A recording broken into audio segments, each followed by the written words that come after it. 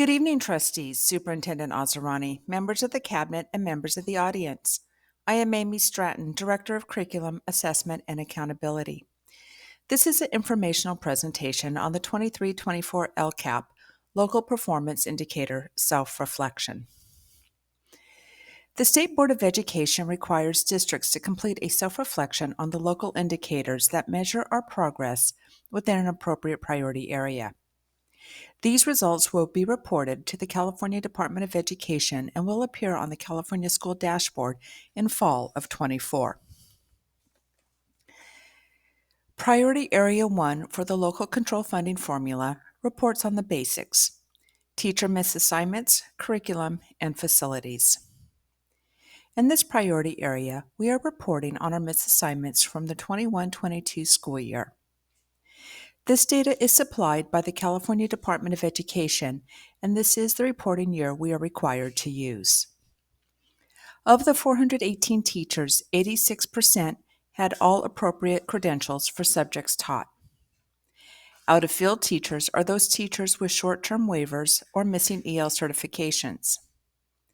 Ineffective teachers are those teachers on short-term staff permits and provisional internship permits. Incomplete refers to teachers with missing or incorrect information reported in CalPads. Unknown is used when insufficient information is reported to CalPads.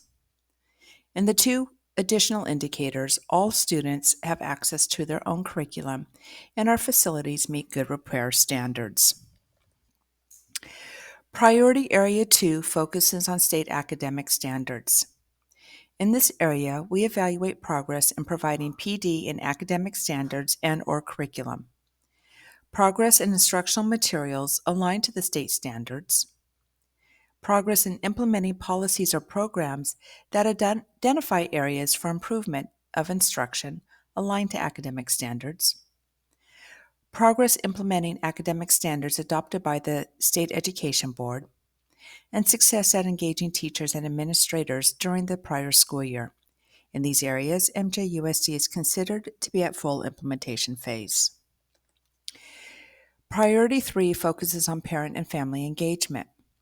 This indicator evaluated MJUSD's progress in building relationships between school staff and families, building partnerships for student outcomes, and seeking input for decision-making.